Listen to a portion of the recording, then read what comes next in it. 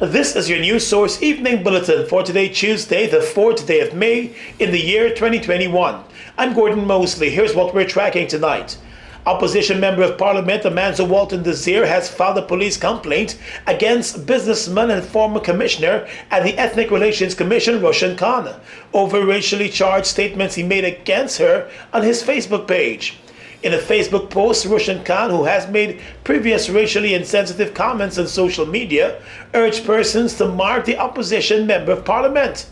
He said Indo-Guyanese need to picket Parliament and her home and everywhere she goes, adding that they must target her with sleepless nights. The Member of Parliament, Amanzo Walton Desir, said the comments and statements made by Roshan Khan cannot be taken lightly. And so I will not be silenced. I will continue to say to every Guyanese, you deserve a better Guyana. And to do that, we have to deal with people that would seek to twist words to incite racial anxieties and hatred to their own benefit, because I reiterate, they are sitting in their comfortable homes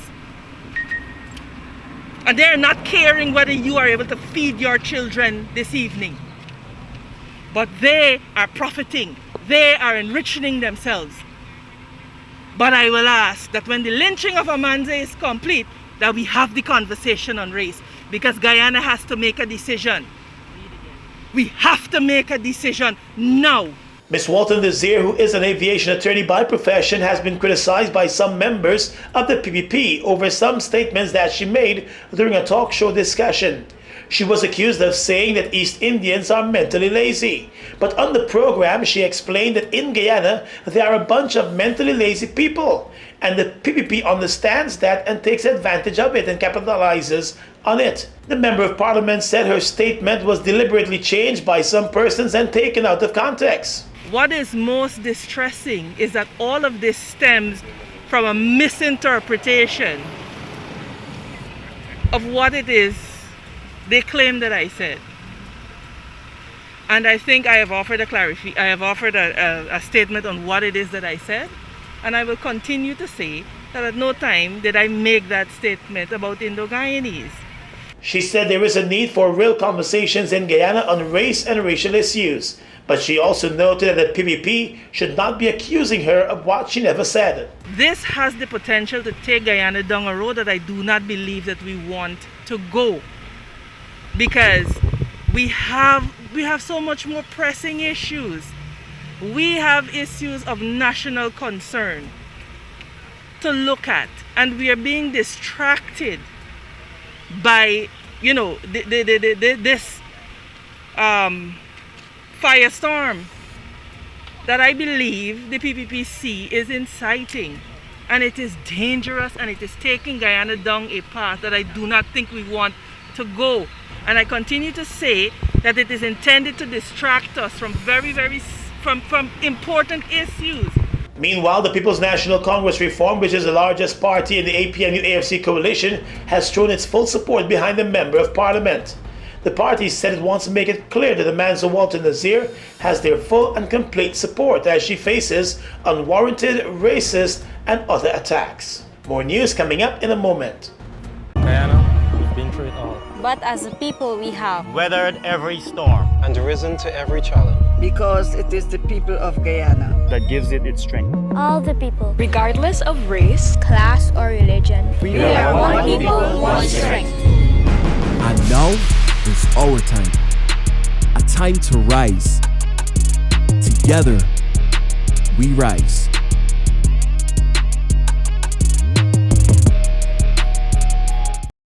Mobil 1 is more than oil. It's many oils. It transforms at the molecular level. When cold, it's thicker than honey. When hot, it's thinner than water. Mobil 1 adapts and readapts to last longer. 16,000 kilometers between oil changes.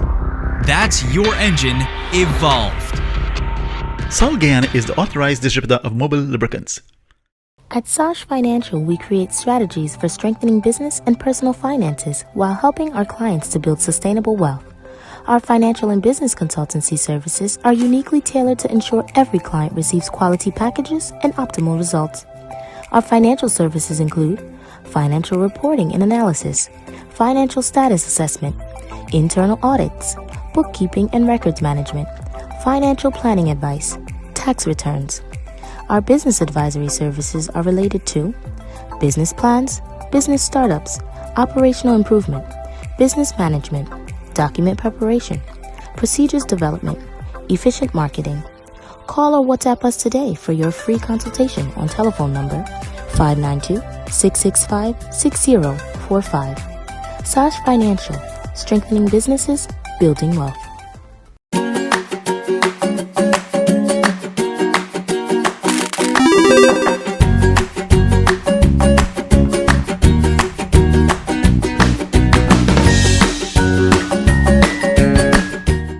We are legions of men standing strong, but never too proud to stoop and help someone. We must send a clear signal to all.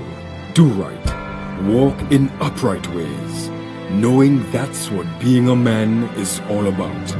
And ever aware that things will only get worse when good men do nothing. Stand strong, be the one to live right.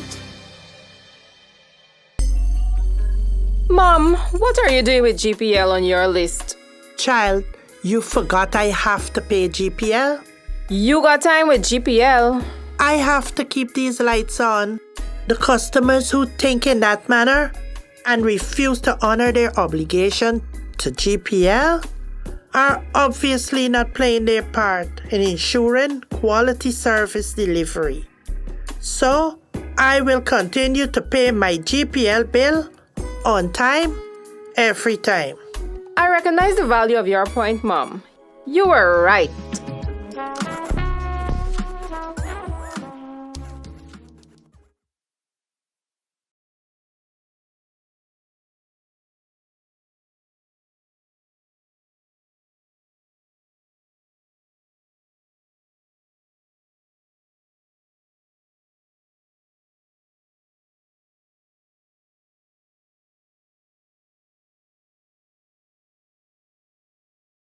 Welcome back.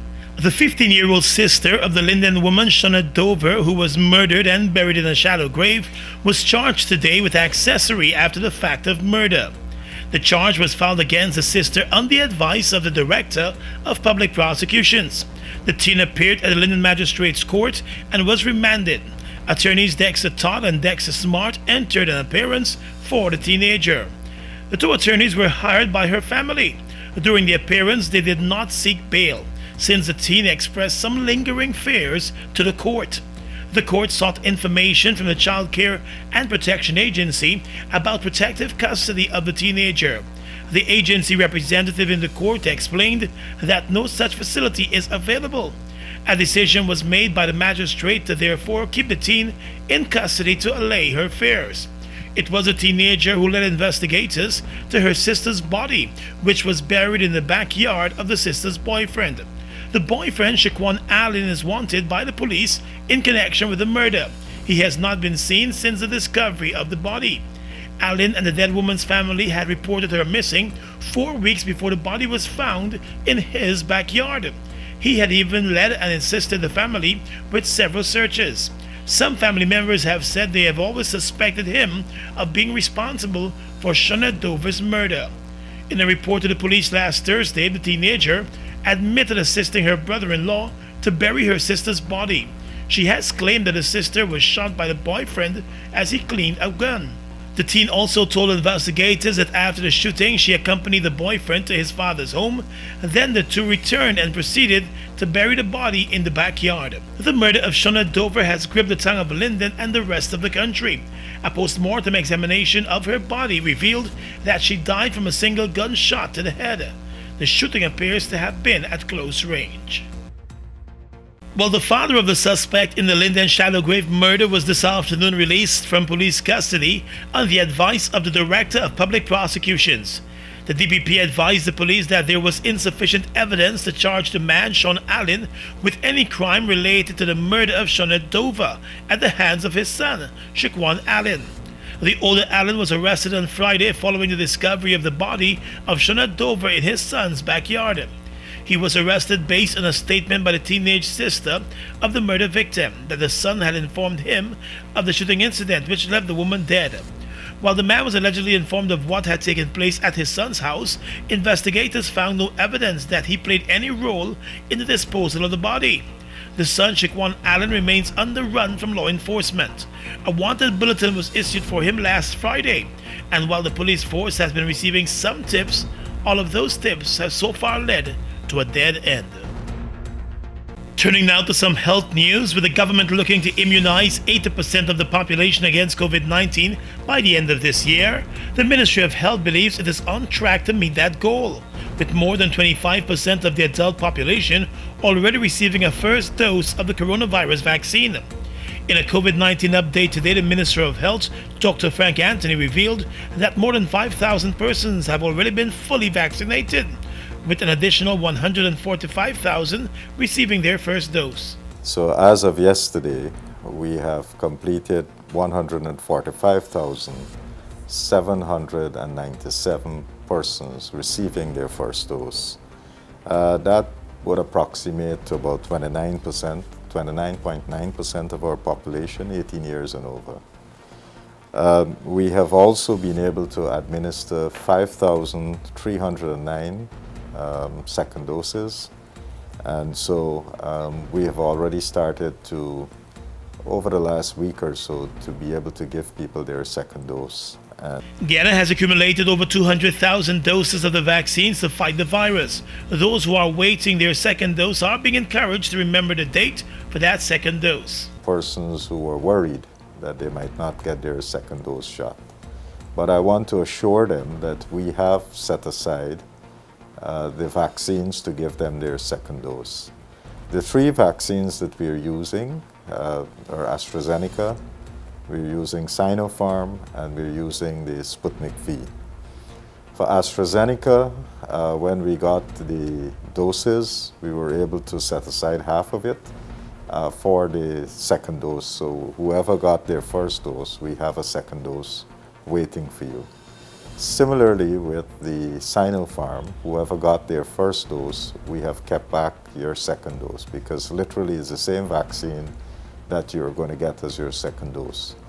Only thing is that between the time interval when you get your second dose, it's going to boost your immune system. So for those two vaccines, we have adequate second doses available. And more vaccines are to be shipped to Guyana soon to further boost the government's vaccination drive. We are expecting, as I've said before, 38,000 doses through the COVAX mechanism that would be coming in to Guyana shortly. We're awaiting the confirmation of the estimated time of arrival for those vaccines. Those are generally going to be AstraZeneca vaccine, and so once we get that, we'll roll that out.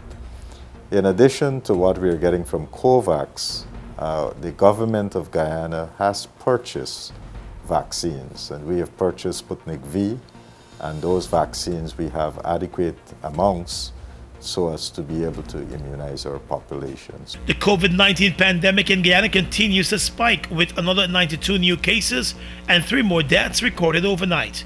This evening, there are 100 persons hospitalized with the virus, while another 1,700 cases are at home. Let's tell you now that Turks and Caicos registered regional airline Inter-Caribbean Airways has been given the clearance from the government of Guyana for the start of its scheduled service to Guyana. Minister of Public Works Juan Edgel made the announcement on Monday. Inter-Caribbean Airways currently flies to 23 destinations across the region, and it is hoped that it will be able to fill the void left by LIAT. It's unclear when the airline will begin its official service, since many Caribbean states still have travel restrictions in place. Minister Edgel said a number of other applications for other carriers are currently being examined. We are engaging new airlines to come to Guyana. We have just approved at the level of cabinet 2 new airlines to operate into Caribbean and fly always. Their applications to other airlines that we are considering.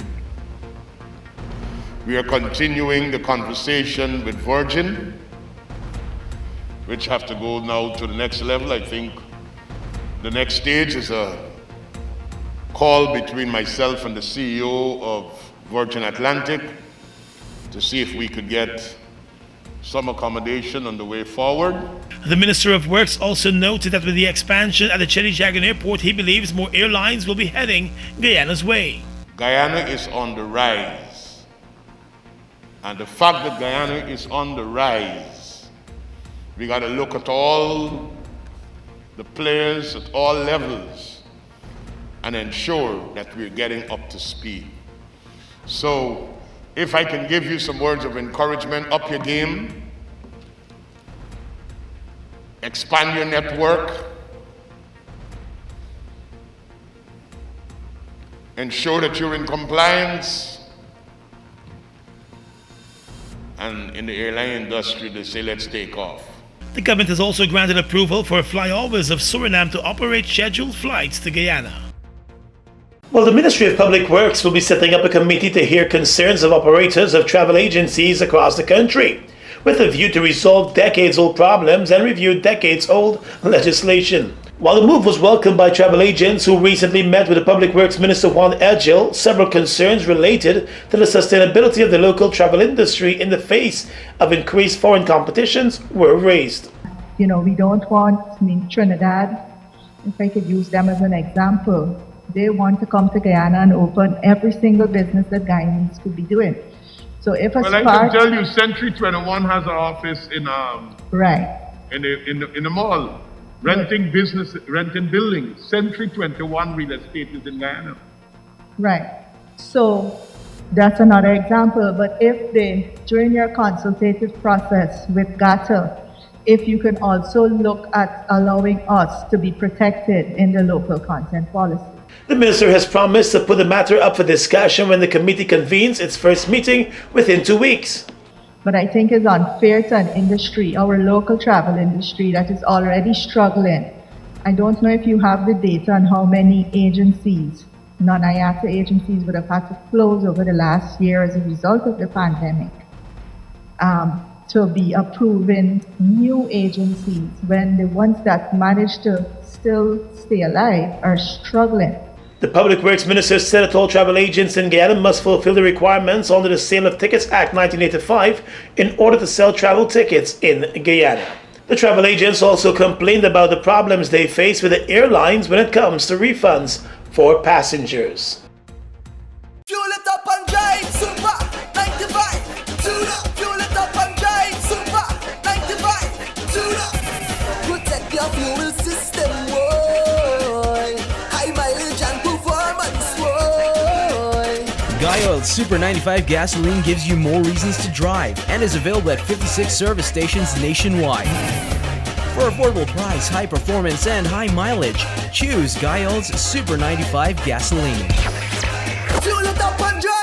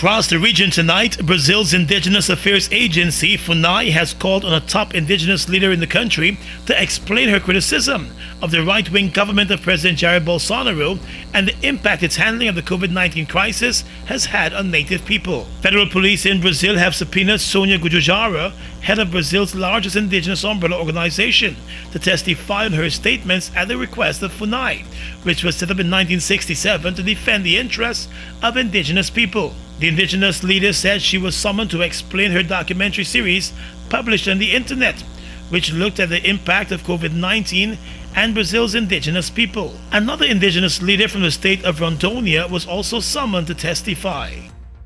The St. Vincent and the Grenadines government says it has ordered 50,000 doses of the Russia-developed Sputnik V COVID-19 vaccine, as nationals continue to refuse taking the Oxford AstraZeneca vaccine to help curb the spread of the COVID-19 pandemic in the island. Health officials are worried that thousands of doses of the AstraZeneca vaccine are at risk of expiring at the end of this month, and Prime Minister Dr. Ralph Gonsalves has said that he intends to donate them to other Caribbean countries in need of the vaccine. He said that the chief medical officer in the island had informed him that people are requesting the Russian vaccine, which he said the CMO and other senior officials have spoken about in the past. They also took those vaccines. The Prime Minister said that his government will go ahead with the purchase of the Russian-made vaccine. He said there's an element of the contract that the chief medical officer has to clarify with the Russian authorities before the deal is sealed. And finally tonight, international news. India's main opposition party has called for a full national lockdown shortly after the country passed more than 20 million COVID-19 infections. There has been a virtual collapse of health services and a lockdown is needed to break the chain, a spokesman for the Congress party said. The Prime Minister is resisting the move due to the economic impact. India added more than 335,000 cases of COVID-19 today, down from more than 400,000 daily infections on the 30th of April. Cases are slowing down, the government said, but testing numbers have also dipped, meaning the true caseload could be far higher. And that's your News Source Evening Bulletin for tonight. I'm Gordon Mosley reporting and wishing you a safe night.